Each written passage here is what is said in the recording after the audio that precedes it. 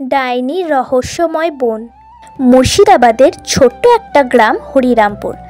গ্রামের এক কোণে শিমুল গাছে ঘেরা অন্ধকার এক বন রয়েছে, যাকে লোকে ডাইনির বন বলে ডাকে। রাতুল কলকাতা বিশ্ববিদ্যালয়ে পড়াশোনা করে। গরমের ছুটিতে সে গ্রামে দিদার বাড়িতে ঘুরতে আসে। সে শহরের ছেলে, এসব ভূতে টুতে বিশ্বাস করে না। রাতুল, আয় বাবা, কেমন আছিস? হ্যাঁ দিদা, আমি ভালো আছি। তুমি কেমন আছো? শোন রাতুল, সন্ধ্যের পর ওই শিমুল বনে যাস না, ওখানে ডাইনি থাকে। আরে দিদা, ভূতের গল্পে আজকাল কেউ বিশ্বাস করে নাকি? রাতুল যুবক ছেলে, তার মন কৌতূহলী। এক সন্ধ্যায় রাতুল একাই পা রাখল সে রহস্যময় জঙ্গলে। প্রথমে সব কিছুই তার কাছে স্বাভাবিক বলেই মনে হচ্ছিল।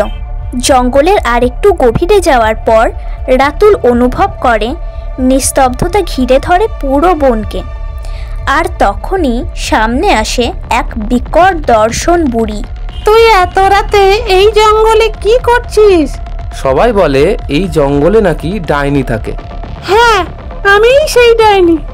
তুই ভয় পাস না, আমি ভালো মানুষদের কোনো ক্ষতি করি না। আমি সেই সব মানুষদেরই ক্ষতি করি যারা তাদের বাড়ির স্ত্রীদের ওপর অত্যাচার করে। তোমার এরকম অবস্থা কি করে হলো?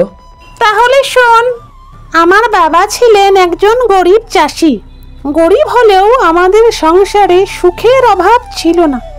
একদিন এক বড়লোক পরিবারে আমার বিয়ের সম্বন্ধ এলো, কিন্তু পাত্রপক্ষের অনেক চাহিদা ছিল। সেই চাহিদা পূরণ করার সামর্থ্য আমার বাবার ছিল না।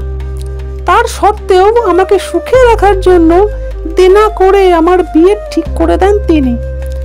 বিয়ের পর কয়েক মাস শান্তিতেই কাটে, কিন্তু তারপরে ওদের চাহিদা আরও বেড়ে যায়, আরও দাবি করতে থাকে। কিন্তু আমার বাবা ওদের চাহিদা মেটাতে না পারায় আমার ওপর ওরা অকথ্য অত্যাচার শুরু করে। সহ্য করতে না পেরে আমি এই জঙ্গলে এসেই নিজের প্রাণ দিই, এবং তারপর থেকেই আমার এই আত্মা এই জঙ্গলেই ঘুরে বেড়াচ্ছে। রাতুল সব শুনে ডাইনির কষ্ট বুঝতে পারে। আচ্ছা, তোমার আত্মা কিভাবে শান্তি পাবে? আমার শ্বশুর বাড়ির লোক মিথ্যা রটনা করেছিল আমি নাকি কোনো ছেলের সাথে পালিয়েছি। এই মিথ্যা অপবাদ ঘুচে গেলেই আমার আত্মা শান্তি পাবে। আমি তোমাকে ন্যায় বিচার পাওয়াবো।